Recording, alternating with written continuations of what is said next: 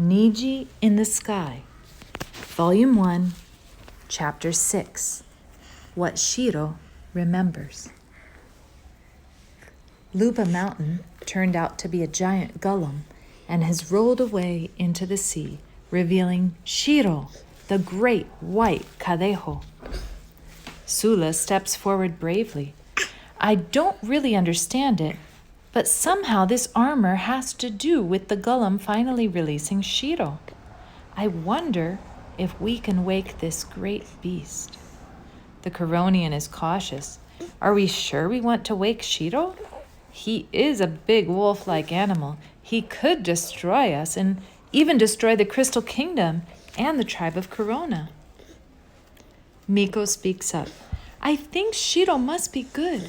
Shiro might help us stand against Lord Lavington and his fire bosses. But your faith in his goodness is based on a bedtime story, retorted the Coronian. Remember that this creature was the servant of the Dark One? Perhaps he is loyal still.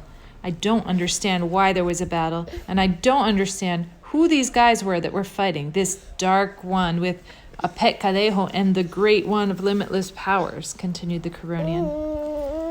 But Sula was not as skeptical or as cautious, and as the Coronian shared his concerns with Miko, Sula had crept down to Shiro and was pointing his shield and sword at the heart of the great beast. The crystals in the armor glowed. The white Kadeho stirs and opens his eyes, revealing irises of rainbow colors. He blinks, yawns, looks around, and finally speaks. He tells Miko, Sula, and the Coronian how his former master wanted exclusive power and was jealous of the benevolent, all-inclusive Niji. In that time, he was not known as the Dark One. He was known as Galil. He called himself Niji's only true prophet. Shiro told how Galil discovered an entrance in the heart of the city that led to the kingdom in the sky, and deceived the citizens into thinking that access to Niji's powers was only through this entrance. Galil guarded the entrance and only allowed access to those who are willing to pledge loyalty to him. Galil became exceedingly proud, and in time, he himself believed his own lies. He believed that he was a liaison between Niji's gifts and the citizens of the city. When some dared to question his exclusive claim on access to Niji, he had them cast out of the city. These castaways would later create their own kingdom near the sea. It was to these castaways that Niji sent colorful crystals on that day, and also to the mysterious woods and the sea, and who knows where else. This benevolence enraged Galil, and he traveled to the kingdom in the sky to try to contain the being of limitless light and color, since he had become convinced that Niji's gifts could be accessible solely through him. I believed Galil was right, admitted Shiro, until I beheld Niji for myself. Shiro paused. I no longer felt loyalty to my master Galil. I realized all this time, even though I had not yet met Niji, that my loyalty had always been to Niji, and everything good I had ever been loyal to in Galil had just been a shadow of something much more wonderful. Shiro looks at the Coronian's heart, melded with one of the crystals. He smiled. You have the strength and compassion of Niji. These are gifts to you and your people. Shiro looked at the weapons and armor of Sula and smiled again.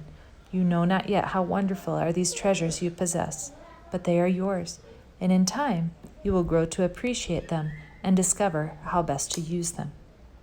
He finally looked upon Miko. What a marvelous creature you are, born from a tree awoken by Niji's crystal. You have a special ability to make these gifts even more useful to others, as you have done with this sword. Shiro looked into the distance as he remembered that battle so long ago. Niji won that day, the wolf continued. Not only did Niji punish Galil for misleading so many, but Niji opened my eyes to see with unclouded eyes.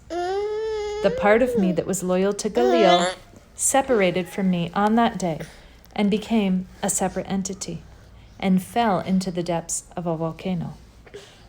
Galil is no more, continued Shiro, but I see your spirits are filled with determination against some great new evil. Please, tell me of your foe and tell me what you hope to accomplish. And so Miko, Sula, and the Curonian told him of their quest to battle the fire bosses and their master, Lord Lavington. They begged Shiro to tell them the location of the tunnel to the Rainbow Kingdom. Shiro shakes his head slowly. I advise against it. Just because it is one path does not mean it is the only path.